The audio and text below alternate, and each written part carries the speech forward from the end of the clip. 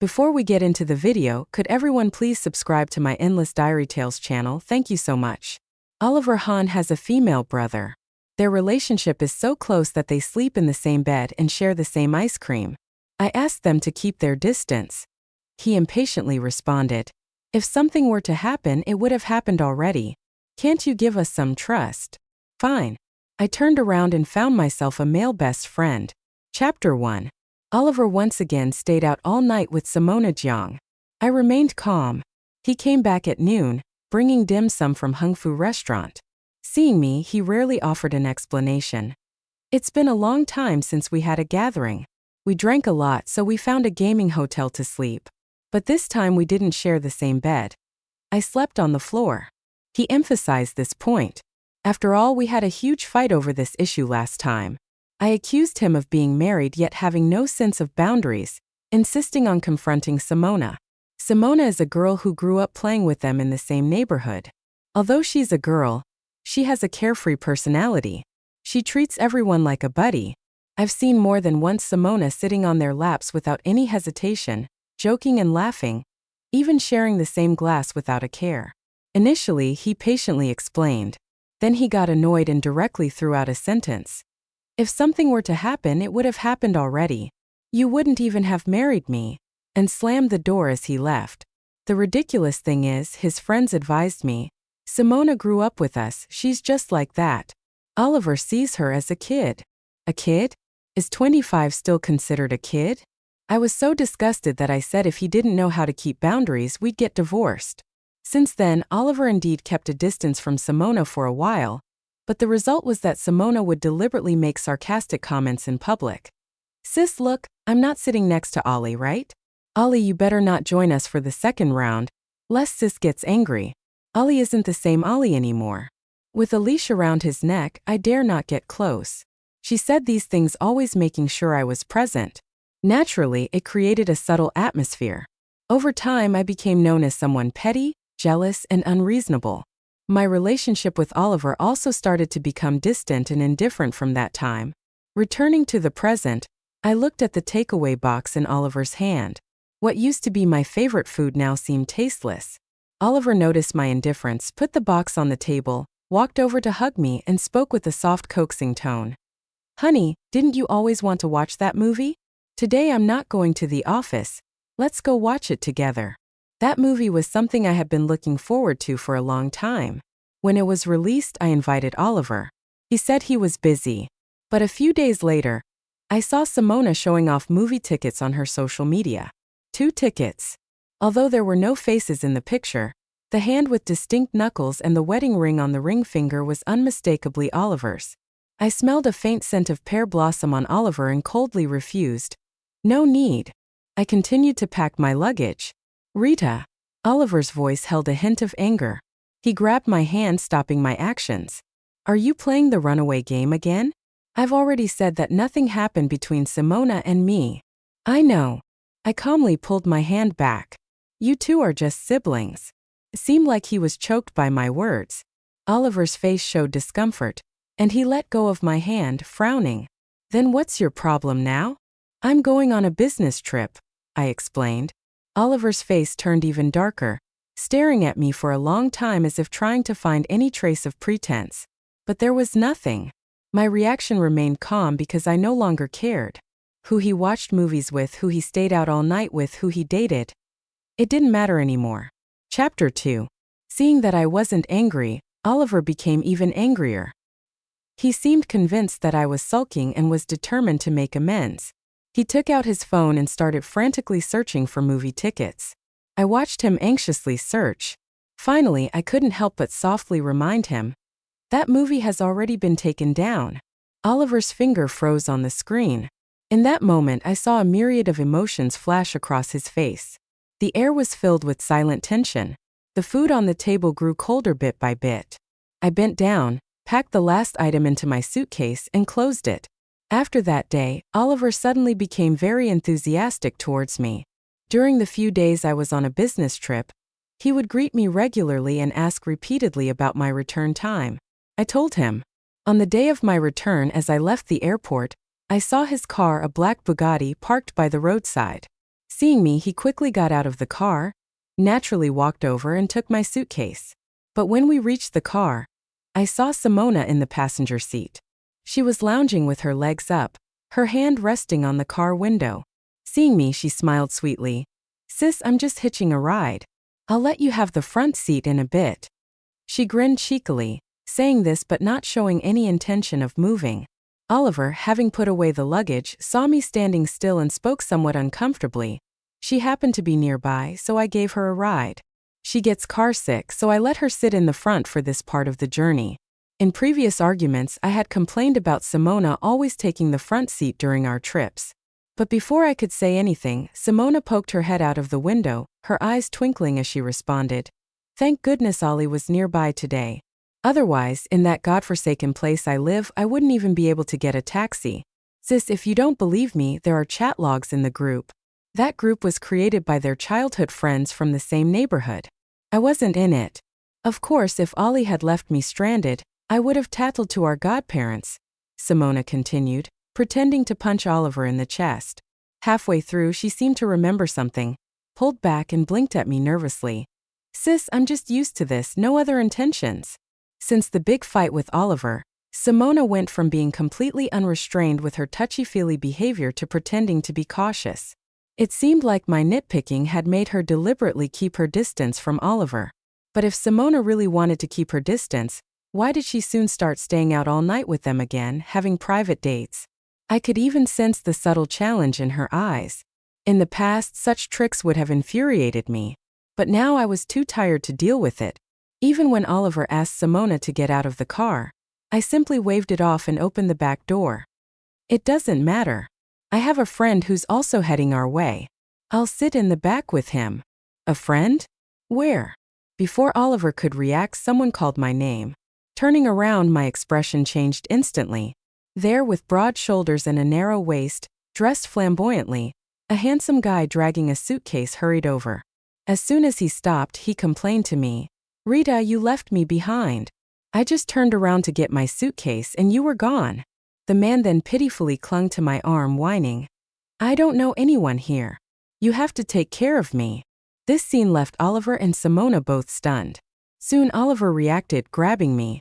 "This is the friend you mentioned?" His voice carried displeasure, staring at the man in front of him, his brows furrowed so tightly they could crush a mosquito. "Yes, I'm Rita's good friend, Kevin." Kevin cheerfully shook hands with Oliver, naturally put his luggage in the trunk, and then plopped into the back seat, excitedly waving at me. "Rita, hop in." I got into the car but was stopped by Oliver. "Honey, it's not appropriate for men and women to sit together like that, right?" He was very close to me, and I could almost hear the grinding of his teeth. I was puzzled. "Just friends." Out of the corner of my eye, I glanced at Simona, who was still comfortably seated in the front. For a moment, Oliver was speechless. Kevin chatted with me all the way. The front seat seemed unusually quiet. It wasn't that Simona wasn't talking. She had a lively personality. Every time we traveled, she would always chatter endlessly with Oliver. From childhood embarrassments to the latest neighborhood gossip, they would go back and forth discussing topics I could never join in on from the back seat. But today, no matter how Simona tried to start a conversation, Oliver remained indifferent. A 30-minute drive ended in 15 minutes. After dropping off the two people in the car, he opened the front passenger door for me. "Sit in the front." I looked at him inexplicably and remained seated in the back, calmly refusing. "I'm fine in the back. Tired, let's just go home quickly." I closed my eyes to rest. In the quiet, the sound of Oliver closing the door was louder and heavier than before. Chapter 4. Oliver entered the house with a dark expression. I had just finished changing my shoes and stepped out of the entrance hall when I saw him sitting in the living room, smoking. The scarlet flame of his cigarette illuminated his face, casting shadows over his expression. "What's your relationship with that guy?" Oliver took a deep drag of his cigarette, then stubbed it out harshly in the ashtray, looking up at me. I looked at him, my tone calm. "A friend." "A friend? A man over 6 feet tall is your friend? Rita, you went on this business trip with him, didn't you? Several days in a row, spending time with that man." Getting more and more angry, Oliver kicked the suitcase hard. I also got angry, opened the suitcase, and seeing his furious expression, retorted, "Business partners are either male or female. He has a good personality and we get along. What's wrong with being friends? Of course there's a problem. He's a man. How can a man be a friend like that? Why? You can have a female brother, but I can't have a male friend." My words left him speechless. I had never seen so many conflicting emotions on Oliver's face before. Shock, frustration, and resentment. Finally, he almost spat out through gritted teeth. "Simona is different. We grew up together. If anything were to happen, it would have. Kevin and I are different too. Can't we trust each other?" I interrupted him, my tone firm. Chapter 5. Oliver was at a loss. For several days we gave each other the cold shoulder. A few uneventful days passed. His parents invited us over for dinner. At the dinner table, his parents noticed the tension between us and subtly hinted at Oliver. "Ollie, Rita moved far away from home to be with you. You must treat her well. Oliver and I were college classmates. I am an only child. According to the original plan, after graduation, I should have returned to my hometown to develop my career. But for him, I resolutely stayed here." Listening to his parents, Oliver's expression softened. Before leaving, he took my hand. "Rita, első." Before he could finish, someone threw an arm around his neck. "Ollie, you're finally back. Let's hang out." It was Simona. Once again, she was shamelessly hanging on to Oliver. But this time, Oliver didn't smile back as usual. Instead, he removed her hand, looking nervously at me.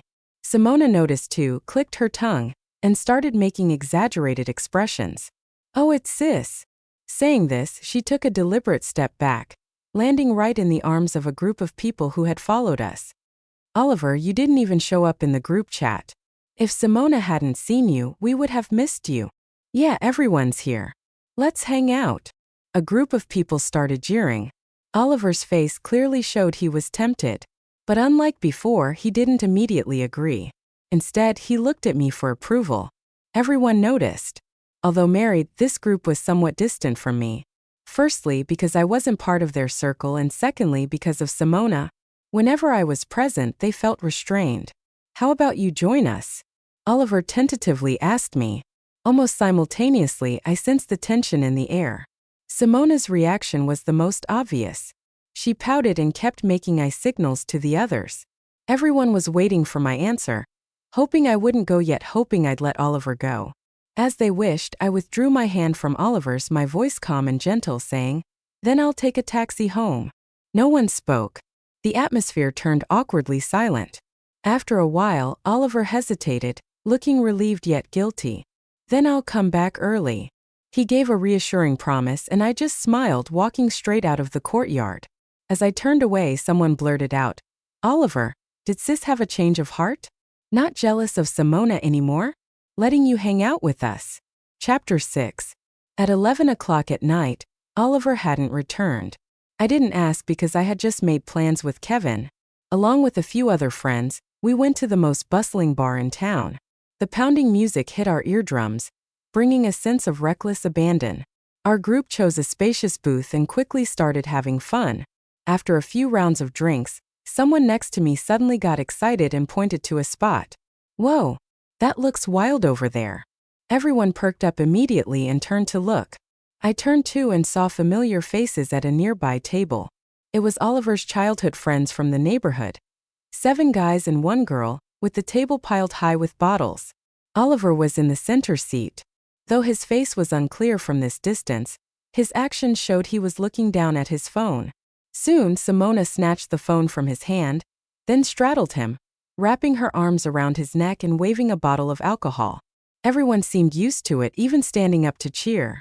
"Looks like they're playing King's game, feeding each other drinks mouth to mouth. This girl is wild." She was just asked to take off her bra, and she took it off without a word and hung it around the neck of the guy next to her. That's something even a fearless man couldn't pull off. I've seen guys ride girls, but never 7 guys and 1 girl. Everyone was laughing, but I wasn't, because I saw Oliver put down his phone and, amid everyone's cheers, allow Simona to bend down with the alcohol in her mouth, ready to respond with his lips. Utterly disgusting. Chapter 7. Simona didn't get to feed him because I walked over and slapped her. The scene became very ugly. Oliver's group of friends tried to smooth things over, saying it was just a joke. Simona looked pitiful and said it was just a game. But I, with a blank expression, threw her bra, which was still hanging on another man, in her face and turned to leave. "If you like playing, wait until Oliver and I divorce. Then you can play all you want," I said as I left. I was serious because I was truly tired. But Oliver didn't agree. He chased me back home. "Honey, we were really just playing a game. Simona always messes around with us. We don't even think of her as a woman. Honey, you just lost your temper too. At worst, I promise I won't mess around with them again. Rita, I didn't even say anything about you coming to the bar with a group of guys." The more he tried to appease me, the more impatient he became. Finally, he grabbed his hair and yelled at me. At this moment, I had already packed my luggage. I had a lot of things, I couldn't pack everything at once. But right now, I didn't want to stay with him for another second. "Move." I looked coldly at his arm blocking my way, my gaze moving up, my voice unexpectedly calm. True heartbreak isn't about loud fights. It's about feeling like this. When everything has lost its meaning, Oliver was scared by my expression.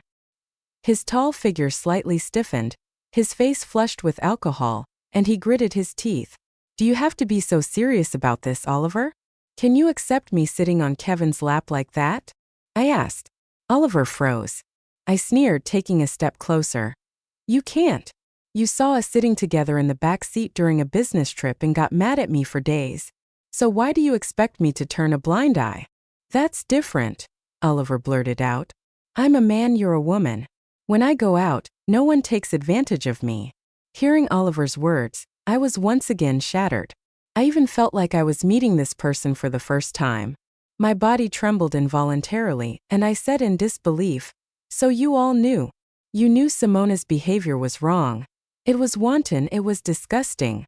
But just because she's a woman, you enjoy it. You take pride in taking advantage of her." Oliver was speechless. His face turned pale and he averted his gaze. I hit the mark. I couldn't help but laugh. "Kevin, I brought him to provoke you on purpose," I said. Oliver's eyes lit up with surprise. Then I continued, "Because I initially thought you just didn't understand the boundaries of male and female relationships, and I wanted you to learn from experience. But I was wrong. You weren't unaware. You just enjoyed it." I pushed him hard. Oliver, a man over 6 feet tall, fell to the ground unprepared. I ignored him. "Oliver, let's get a divorce or I'll despise you even more." Chapter 8. Oliver refused to agree to the divorce. He even brought in my parents. Oliver had a good image with my parents. He was highly educated, handsome, had well-respected parents, started his own company right after graduation, and showed great sincerity when we got married. So they helped Oliver try to persuade me. But after a few days the tide turned. Because Oliver became famous. Someone had filmed the bar incident and uploaded it online. Suddenly, the whole internet knew about Simona sitting on a married man's lap, feeding him alcohol mouth to mouth, and getting slapped by the man's wife. The public opinion was overwhelmingly against them. Everyone was condemning Simona and Oliver. Disgusting. She knew he had a wife and still went for it. She doesn't care if he has a wife. She'd go for anyone. Didn't you see her bra hanging around another guy's neck? Wow, public property. The guy is gross too. So many people, and he's not afraid of getting diseases. At first, Simona argued with the netizens, saying they were heartless and dirty-minded, and that her relationship with Oliver was pure childhood friendship. But the netizens didn't buy it. They started digging up her information, her various accounts. The more they dug, the more they found. She wore her brother's clothes, slept in their beds, drank from the same cup, shared an ice cream and held hands tightly. The worst was when she sneaked into a private male bathhouse wrapped in a towel to soak with her brothers. She documented all of this in her daily posts, her words filled with pride. Simona became famous. Oliver became famous. Their entire group from the neighborhood became famous. Those with girlfriends all broke up, and the singles lost any chance of finding someone. Marketing accounts dubbed them Snow White and the Seven Dwarfs. Netizens said this was the worst defamation of Snow White ever. Watching all this unfold, I actually felt a bit of satisfaction. Simona was like a cancer in my relationship with Oliver, growing bigger and bigger. I tried to remove it, but Oliver never cared. Now the cancer had backfired, but I had already detached myself. After a few days of headlines, the public outcry was suppressed. Oliver's friends were all wealthy and influential local science. Overnight, all negative comments were wiped clean. Simona's accounts were completely cleared as well.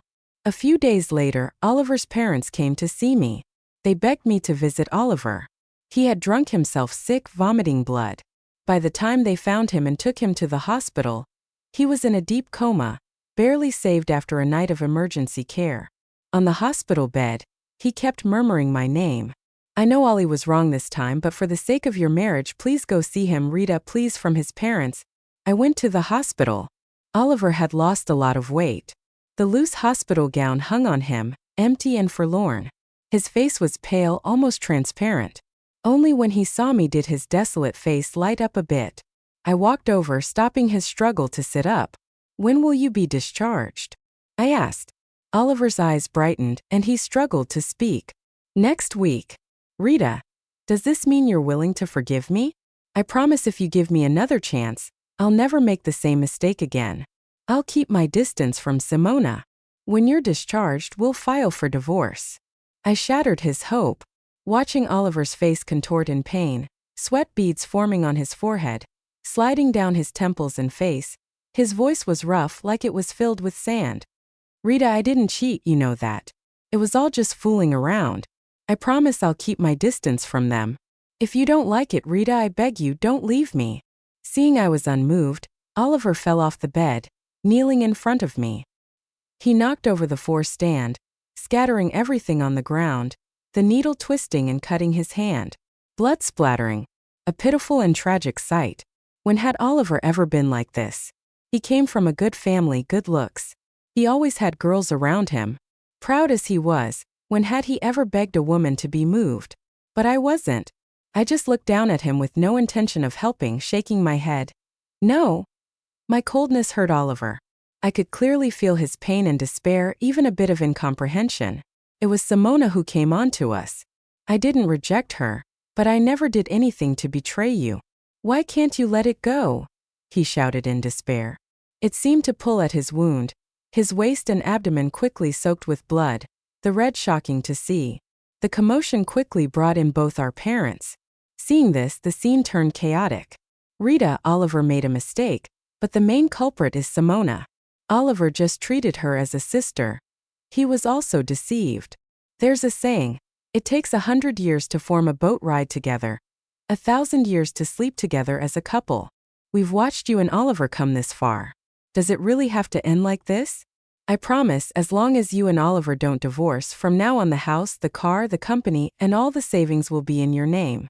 If there's a next time, Oliver will leave with nothing, my father-in-law promised. He had absolute authority in the family. Indeed, my parents were swayed. They looked hesitant. Rita, the Hahn family is sincere this time, and Oliver, he really knows he was wrong. My mother whispered, pulling me aside. My father wanted to argue, but my mother glared at him and pulled his ear. Oscar, I know what you want to say. We can support our daughter, but Rita's child also can't be without a father. Yes, I was pregnant. 1 month. I had planned to find a chance to get an abortion, but my parents found out. Elders value life far more than expected. They looked at Oliver, not saying anything, but their expressions were much softer than before. Clearly, they wanted to give Oliver another chance. In the end, I agreed to give Oliver a chance. As long as he had no contact with Simona for a month, I would stop considering divorce. Both sets of parents were witnesses. He was overjoyed and agreed immediately. He seemed to think my proposal was something easily achievable for him. Both families breathed a sigh of relief. But only I knew. For him, this was a losing bet. Oliver blocked Simona. He really stopped contacting her. He left the group, unfollowed all her accounts, and even showed me daily screenshots of his phone to ensure his contacts were clean. Kevin was surprised. Rita, you're not thinking of getting back with your ex, are you? He leaned in, gossiping. Though he seemed carefree, he always kept an appropriate distance from me. Kevin knew about my issues with Oliver. During our business trip, he seriously analyzed the situation and offered me a solution. Fight fire with fire. Make Oliver experience what it's like to have a close opposite-sex friend. The effect was quite clear. But now I realized the problem wasn't Simona. Kevin noticed my determination and said, "Divorce is inevitable." Thinking I had reconsidered, both families assumed I had relented. However, after sending my parents away, I scheduled an abortion. That day was Simona's birthday. How did I know? Because Simona, as the only girl in their group, always had mandatory full attendance at her birthday celebrations, rain or shine. I deliberately chose that day not out of spite, but because I didn't want Oliver to disturb me. Kevin took me there. On the way, he cried more than I did. "I'm serious, keeping the child isn't impossible. I could help raise it. I'm never getting married anyway." Kevin had a very loving first love who unfortunately passed away at 20. Since then, he had disguised himself as carefree, always staying single. "Rita, won't you reconsider? I'll cover half the costs of raising the child." Waiting outside the operating room, he still insisted. But I remained calm. I am me first, then a mother to my child. Kevin was speechless, looking at me with a complex expression, then nodded. "As a friend, I respect all your decisions. As a man, I understand your determination to leave Oliver." I forced a smile. Without looking, I knew my expression was bleak. Even though I had made my decision, I still teared up when I turned away. My flat belly didn't make me feel like a mother. But I admitted it was for this child that I didn't immediately file for divorce and decided to give Oliver a chance to empathize. Unfortunately, he didn't seize it. Chapter 11. After the anesthesia took effect, I was unaware of everything. So I didn't know I had gone through a life-and-death ordeal. The patient is bleeding heavily and it won't stop. Where are the patient's family members? We need an immediate signature. When the doctor rushed out of the operating room, Kevin was stunned. They shoved the documents into his hands, but he couldn't prove any familial relationship with me. "Can we leave it blank for now? Her parents aren't local, and her husband is busy." "Are you kidding? Hospital regulations call her husband immediately. The patient's condition is critical." The doctor's face was full of urgency. Kevin snapped out of his daze and frantically called Oliver. Once, twice, 3 times, 13 times, 33 times, 53 times. No answer. Even on the 53rd call, the phone was directly hung up. Kevin went from being worried to panicking, and finally he broke down completely. "Answer the phone, Oliver, you damn bastard. Your wife is dying. And you have the nerve to be celebrating another woman's birthday." He screamed hysterically in the hospital corridor. Onlookers, both medical staff and patients, paused to watch the scene, moved by what they saw. They joined in cursing the scumbag and helping to find a solution. Later, someone suggested, "If you can't find him, try finding someone who can." Kevin had an epiphany and used my phone to dial another number. Chapter 12. Oliver arrived 15 minutes later. Following him were my in-laws. When Oliver arrived, he was covered in cake and cream. His tie hung loosely around his neck, his collar was wide open, and his hair was soaking wet. These were details I heard from Kevin after I woke up. "Your uterine wall is naturally thin, which caused the heavy bleeding. But fortunately, the emergency treatment was timely, and they managed to save your uterus." Kevin marveled at my luck. I remained indifferent and asked, "Is Oliver still kneeling outside?" This time, Oliver was kneeling outside the hospital room, and no one pleaded for him. My in-laws knew they were in the wrong. After the surgery, my mother-in-law comforted me for a while. Before leaving, she held my hand reluctantly. "Rita, you've suffered so much these years after marrying into our family. My son is hopeless. If you want a divorce, we won't try to stop you. Follow your own heart."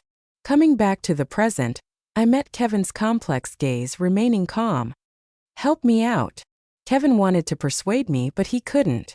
So he helped me into a wheelchair and pushed me towards the door. In the hospital corridor, Oliver was kneeling upright, still in the wrinkled suit from the day, with a bruise on his cheekbone. Kevin had hit him. In front of everyone, Oliver hadn't fought back. And now, with people coming and going, Oliver, who always disliked being watched, hadn't moved an inch. Seeing me, his face showed pain and sorrow. But before he could speak, I threw a document at him. "You lost." The 3 concise words made Oliver's face change drastically. The noisy corridor was filled with onlookers' murmurs, but they couldn't drown out his heavy breathing. Without looking at the document on the ground, he stared at me intently. Smart as he was, he quickly sensed something was off. You chose today on purpose just to make me choose. To make me regret. The more he spoke, the more pained he looked. Finally, he struck his temple hard. I rolled my eyes. You overthink. No matter what choice you made, I didn't want this child. My voice was weak as I leaned against the wall, hitting the mark. I knew you couldn't do it. Even though the task was simple, just 1 month without contacting Simona. But such a simple thing, Oliver couldn't do it. Simona saved our lives in elementary school. So we promised her we'd always gather for her birthday. When they were in 3rd grade, Oliver and his friends had a wild idea to go on an adventure. They found a shipping container to sleep in for the night. As a result, when they woke up the next day, they were already thousands of meters in the air, precariously hanging. Fortunately, Simona, who had secretly followed them, discovered the situation in time and saved them. Since then, Simona had been included in the group of boys, becoming their undisputed favorite. But their cherished pet was their business. Chapter 13. Oliver agreed to the divorce. All the paperwork was completed. Soon the 1-month cooling-off period passed. As we walked out of the Civil Affairs Bureau, his expression looked mournful. He was still unwilling to let go, begging me for another chance, saying he wanted to atone, saying he loved me. His tall frame was hunched over almost to the breaking point. From pleading to finally relentless clinging. In the midst of our struggle, neither of us noticed we had stepped onto the street. Nor did we notice the red BMW speeding straight towards me. Bang! Everything happened too fast. By the time I reacted, Oliver had already been hit and thrown into the air in front of me. It was like a slow-motion scene from a movie. The last thing he said to me before being thrown was, "I'm sorry." In that moment my heart stopped. Accompanied by the heavy thud, I snapped back to reality. I röstover. And at that moment, Simona burst out of the passenger seat, screaming when she saw that it was Oliver who had been hit. She yelled at me to die and came at me with a knife. But she was quickly subdued by patrolling police officers who pinned her to the car hood and took the knife from her. "Rita, why don't you die? If it weren't for you, they wouldn't have all distanced themselves from me. It's all because of you, you bitch. I'll kill you." Simona had gone mad. Because on the day of the surgery, my in-laws had found Oliver and the neighborhood friends at Simona's place. They were furious and, along with several families, decided to blacklist the Jiang family. To quell the outrage, the Jiang family decided to sacrifice Simona, sending her abroad and forbidding her from ever returning.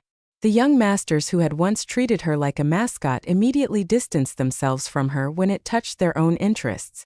For Simona, this was her darkest hour. And she believed that I was the cause of all of it. If I were dead, everything could go back to how it was. Listening to her, I only felt absurdity. Chapter 14. Oliver survived, but he was paralyzed from the waist down. Simona wasn't sentenced to death, but she was convicted of intentional injury and sentenced to life imprisonment. I heard that in prison, for some unknown reason, her face was slashed and disfigured. After Oliver's accident, many people came to me, his parents, his friends, my parents. His parents begged me not to abandon Oliver at this time for the sake of our past marriage. His friends hoped I would stay with him because he saved my life. My parents, however, urged me to come home and not stay to trouble myself. In the end, I went to see Oliver. The once proud man now lay in a hospital bed, needing someone to take care of all his basic needs. He didn't speak, but when he looked at me, his eyes were filled with regret. I thanked him. After all, he had saved my life. "I know I have no right to ask you to stay," Oliver choked out, his voice hoarse and filled with sorrow. "Everything now is my own doing, my retribution. The doctors haven't given up on you. If you cooperate with the treatment, you still have a chance to walk again," I said.